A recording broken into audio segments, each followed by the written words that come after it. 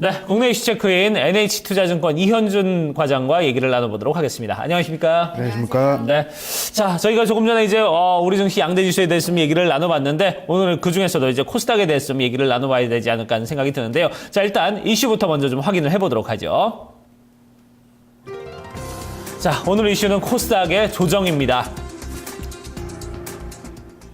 자, 600포인트에서 조금 더 이제 가나 싶었는데 하루 만에 뭐 10포인트 이상 반납을 하면서 도로 지금 훅 떨어지는, 올라갈 때는 정말 힘들게 올라가는데 내려갈 때는 정말 한 번에 정말 훅 간다고 하죠. 좀 훅 떨어지는 이런 모습을 보여줬는데, 자, 이 부분 좀 얘기를 좀 해봐야 되겠습니다. 전체적인 좀 상황이 어땠습니까? 일단 뭐 전일 수급 보게 되시면은 뭐 코스피, 코스닥 각 1,076억, 823억을 좀 매도를 기록을 하면서 네. 특히 이제 아침 10시까지 1시간 만에 외국인 같은 경우는 코스닥을 400억 이상 좀 매도를 하는 모습을 좀 보여줬어요. 그러면서 이제 시장 전반적인 분위기에 좀 찬물을 끼얹었다. 좀 이렇게 좀 여러분들이 보실 수가 있을 것 같은데, 일단 다행히 제 입장에서는 여러분들에게 계속 좀 조정을 말씀드렸었는데 그 부분이 조금은 여러분들에게 좀 대응을 할 시간을 좀 만들어주지 않았나라고 좀 생각을 하는 의미는 좀 개인적으로 좀 가지고 있고, 네. 특히 이제 어제 제가 이제 시장 주체들의 수급 분해를 통해서 여러분들에게 좀 기관 수급을 자세하게 좀 분해를 해드렸었는데, 네. 어제 이제 단순하게 기관만 보시게 되면 코스닥이 489억 매수로 잡히더라고요. 그런데 이제 실질적으로 제가 어제도 말씀드렸지만 연기금이 481억, 그리고 국가가 287억, 이렇게 두 개의 초장기 주체들을 좀 제외를 하게 됐을 때 실질 시장 주체라고 볼 수 있는 증권, 사모, 투신 같은 이런 기관들은 매도 우위였다. 좀 이런 의미에서 여러분들이 단순 합계를 통해서 기관이 매수를 했다, 이러한 부분에 너무 의미를 두시기보다는 이 기관별 특징, 기관별의 어떤 수급들에 따라서 단장기 수급을 좀 구분을 하시고, 그에 따라서 종목도 마찬가지고요. 전체적인 어떤 시장에 대해서도 좀 대응을 하고 전망을 할 필요가 있다. 이러한 부분들에 대해서 좀 어저께 좀 도움이 되지 않았나 싶습니다. 네. 자, 말씀대로 2월에 어떤 조정 양상이 조금씩 좀 윤곽을 드러내는 게 아닐까 싶습니다. 지금 대외 불확실성도 계속해서 언급이 되고 있는 부분이거든요. 조정의 이유를 좀 중점적으로 좀 다시 한번 점검이 필요할 것 같아요. 그렇죠. 뭐 사실 뭐 제가 다 말씀드렸던 내용입니다. 다 말씀드렸던 내용인데, 그렇지만 저희가 최근에 좀 이제 어떻게 돌아가고 있는지에 대한 업데이트를 통해서 좀 더 자세하게 여러분들에게 한 번 더 말씀을 드리는 시간을 갖도록 하고, 네. 첫 번째는 뭐 여러분들 계속해서 듣고 있는 그리스 우려죠. 뭐 그렉시트라고 또 이름 지어져 어제 이제 그린스폰 의장이, 그러니까 우리 시간으로는 어제 새벽이죠. 그러니까 그리스과 유로존이 이제 결별이 최상의 선택이다, 이렇게 얘기를 했고, 사실 이제 지금 2011년 당시에도, 유럽위기 당시에도 모든 경제학자들이 다 한 목소리로 이러한 부분들에 대해서 얘기를 했던 부분입니다. 사실 그리스 부채가 이제 우리나라 돈으로 하면은 385조 원입니다. 385조 원이면 그걸 갖다가 어떤 식으로 극복을 할 것이냐.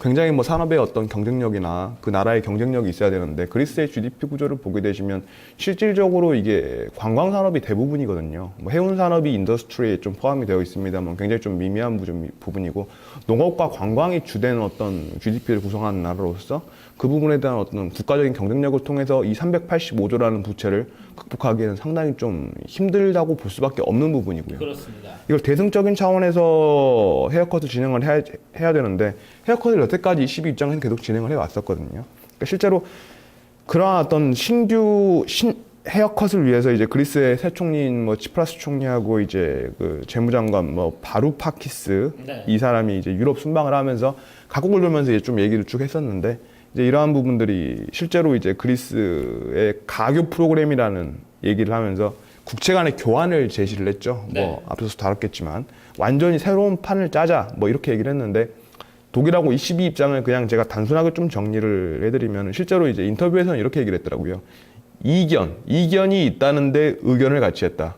그러니까 좀 쉽게 표현을 하면은 그냥 뭐 무슨 말이냐, 약간 이런 식으로 반응을 한 거죠. 뭐 너희들 생각 우리는 전혀 네. 가당치 않다, 뭐 이런. 그렇죠. 예. 너네 혼자 무슨 말 하는 거냐. 예. 좀 이런 식으로 좀 얘기를 했어요. 그러니까 그러면서 이게 또 문제가 되는 거는 이제 그 바루파키스랑 이 치프라스 총리가, 그리스 사람들이 이유는 뭐 너무 막말을 하는 거죠, 시장에서. 이유는 모래던 것 같다. 정말 이거 하면 안 되는 말 아닙니까? 네. 이유는 모래던 것 같다. 그리스가 빠진다면 EU 붕괴 시작이 될 것이다. 이거 총리가 그렇게 쉽게 막말하는 거예요. 그러니까 너무 이제 재정 절벽. 그러니까 이게 40대 가장 최연소 총리입니다. 이제 그만큼 그 부분에 대해서 그리스에서 집권을 하기까지 사실 그리스 내에서도 반대가 많았지만은 그만큼 그리스 국민들 내부에서는 이제 이 부분을 EU에서 탈퇴하자는 의견, 탈퇴를 하더라도 지금의 긴축 정책은 의미가 없다. 긴축 정책에서는 안 된다라고 좀 의견을 하는 거고 그런 만큼 이제 국민들의 열망을 그대로 이제 좀 드러내기 시작하고 있기 때문에 계속해서 좀 이런 식의 어떤 벼랑 끝 전술이 좀 지속될 가능성이 높다. 네. 이 부분에 대해서 여러분들이 충분히 예측을 할 수 있었다. 네. 좀 이렇게 보시면 될 것 같습니다. 결국 이제 뭐 그린스펀 의장도 그렇고 보면은 그리스는 EU 탈퇴하는 게 맞다. 여기선 또 이렇게 얘기하고 또 정작 좀 그리스의 어떤 행보를 이런 얘기를 보면은 그리스는 우리는 EU에서 빠지기 싫다. 이런 느낌으로 좀 보이거든요. 저 앞으로의 좀 전망은 어떻게 그렉시트의 가능성은 어느 정도로 보십니까? 굉장히 사실 예측하기 좀 어렵기도 하지만 사실 가장 또 궁금하시고 또 중요하신 부분이 이 부분이 사실 그리스가 이제 실제로도 EU를 탈퇴하진 않을 것이다라고 또 두 총리가 얘기를 했죠. 근데 EU를 탈퇴를 안 함으로써 얻는 효과도 굉장히 큽니다. 이제 그 국가별 비자라든지 뭐 유동 인구라든지 이런 부분에서 그리고 EU를 사용한다는 것 자체로 그리스의 생활 수준 자체가 기존의 드라크마를 쓸 때보다 훨씬 더 올라왔었거든요. 근데 결과적으로 이게 문제가 된 거죠. 이 드라크마를 사용함으로써 실제적인 리디노메이션, 화폐 개혁이 이루어지지 않은 상태에서 단순하게 통화만 들여와가지고 생활 수준을 높였기 때문에 당연한 부작용으로 나타난 거다. 그거를 이제 골드만삭스에서 발행한 그 뭐라 그럽니까? 그 파생 상품. 예. 그 파생 상품으로 그 부분을 이제 다 커버를 했던 건데 그게 이제 부실로 드러나게 된 거고. 그러다 보니까는 실질적으로 이제 국민들 입장에서는 EU를 도입함으로써 얻게 된 이익을 포기하기는 싫은 거죠.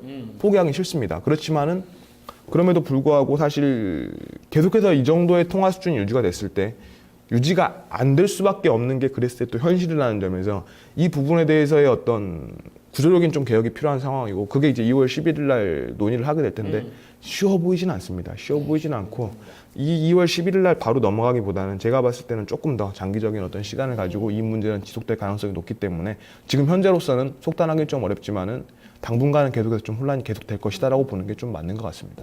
자, 또 그리스 우려 말고도 또 이제 어떤 조정 이유는 또 어떤 것들이 또 있을까요? 시작에서 말씀드렸던 부분이 이제 미국의 금리 인상이죠. 이제 금리 인상 부분에 대해서 아니 여태까지 미국 금리 인상 문제 시장에서 특별히 언급을 안 하고 있어요, 다들. 지난 뭐 거의 1년간 금리 인상 문제는 뭐 쉬쉬하면서 계속해서 좀 랠리를 보였었는데 제가 이제 그리스 문제에 대해서도 사실 남들이 좀 조용하게 넘어가는 거 아니냐고 했을 때 미리 말씀드린 것처럼 이 미국 금리 인상 문제에 대해서도 지금 다시 한번 여러분들이 짚어보실 필요가 있는데 일단 준비된 그림을 보시면서 제가 한번 설명을 드릴게요. 첫 번째 그림 실업률입니다. 여러분들이 미국 실업률 작년에 이제 제닛 옐런 의장이 했던 말을 기억해 보시면 작년 초에 FOMC에서 이 실업률이 6.5%가 우리의 타겟이다라고 얘기를 했어요. 6.5%가 미만으로 내려갔을 때 우리가 이제 금리 인상을 할 수 있다고 말씀드렸는데 이제 준비된 그림을 보게 되시면 그 실업률 현재 상황에서의 실업률은 지금 5.8% 수준입니다. 지금 저기 추이가 굉장히 좀 많이 가파르게 하락을 하면서 지금 현재 5.8%까지 내려와 있는 수준. 그렇게 되면 6% 미만이라는 거죠. 실업률만 봤을 때 금리 인상을 한 요인은 이미 충분히 가져져 있다. 두 번째 그림을 보게 되시면 이제 케이스-슐러 주택지수. 여러분들이 이제 미국의 3대 이제 그 요인이 이제 실업률과 이제 주택지수와 그리고 이제 물가죠. 항상 이제 금리 인상은 결국은 핵심은 물가기 때문에. 그런데 이 케이스-슐러 주택지수를 또 여러분들이 보게 되시면 이 부분 주택가격 여태까지 보시면 상당히 올라왔고 바닥 기준에서 30% 이상 거의 40% 가까이 지금 올라와 있는 상황을 좀 확인할 수가 있습니다. 계속해서 이렇게 꾸준히 좀 올라와 있는 상태고 좀 금리도 굉장히 낮은 수준이기 때문에 사실 이 부분이 또 유지가 된 거긴 합니다만은 지금 이 두 가지 요인을 봤을 때 금리 인상을 할 요건은 완벽하게 갖춰져 있다. 그러면 CPI 여러분들이 알게 되시는 이제 그 물가 부분 때문에 과연 이제 이게 안 하는 거냐 단순하게 이렇게 생각할 수가 있는데 사실 물가도 많이 올랐어요. 준비된 그림을 함께 또 보게 되시면은 이 CPI Consumer Price Index가 이제 얼번 시티 중심으로 해가지고 CPI를 좀 발표를 한 건데 이 부분 차트를 보게 되시면 실제로도 좀 많이 올라와 있는 모습을 보실 수가 있는데 최근에 보면 좀 이게 상승률이 좀 하락하시는 모습을 좀 보실 수가 있습니다. 상승률이 좀 하락하시는 모습을 보실 수가 있는데 이 부분 그러니까 지금 전 세계적으로 어떤 디플레이션 우려에 대해서 사실 걱정을 하고 있지 않습니까? 이 물가란 부분에서 디플레이션은 굉장히 좀 큰 악재가 될 수 있는 상황이기 때문에 지금 현재 한 번 더 신중하게 생각할 이유가 된 거죠. 사실 이 세 가지를 놓고 봤을 때 저도 이제 뭐 경제학을 전공한 경제학도 입장으로서 사실 뭐 FRB도 마찬가지로 기본적으로는 경제학자들의 모임입니다. 경제학자들의 모임이고 그분 정통 경제학자예요. 이제 그분들이 또 마찬가지로 기본적으로 어떤 금리 결정을 할 때 주식시장의 상승 하락하고는 상관이 없는 부분이고 실제적으로 이런 어떤 물가 전체적으로 이 세 가지 지표를 봤을 때는 계속해서 좀 금리 인상에 대한 어떤 압박이 계속해서 높아질 수밖에 없는 부분이다. 다만 물가의 상승률이 좀 둔화됐기 때문에 지금은 신중하게 한 번 더 생각을 하고 있을 뿐이다.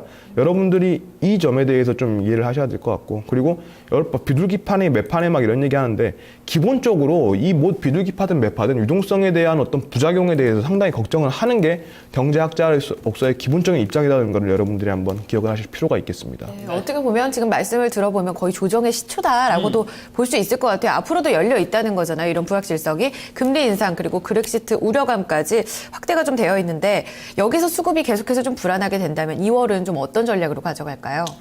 여전히 아직까지는 좀 보수적으로 보고 있는 상황이고요. 근데 다만 이제 사실 경제 전망을 통한 시장 예측은 불가능하다는 게 맞습니다. 네. 이렇게 말하면 좀 웃긴데 실제적으로 전 세계 경제 석학들이 경제 예측의 정확성 여태까지 쭉 통계를 낸 거랑은 일기예보의 정확성. 어저께 눈 갑자기 오고 눈 안 쌓인다고 사람들 뭐라고 했는데 일기예보가 훨씬 더 정확한 걸로 나왔어요. 세계 최고의 경제학자들도 항상 틀리는 게 경제 예측입니다.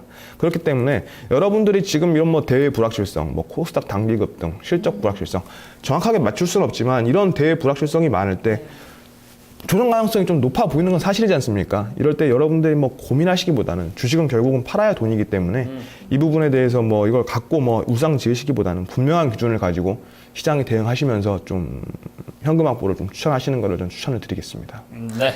자, 저희가 이렇게 해서 전체적으로 코스닥의 어떤 조정 이유 두 가지 좀 얘기를 나눠봤습니다. 일단 뭐 그리스에 대한 우려 그리고 미국의 금리 인상에 대한 우려 이 부분에 대해서 좀 두 가지 얘기를 나눠봤는데요. 이 부분 여러분들께서도 좀 참고를 하시길 바라겠습니다. 자, 여기까지 얘기 듣도록 하겠습니다. 지금까지 NH투자증권 이현준 과장과 얘기 나눠봤습니다. 고맙습니다. 감사합니다.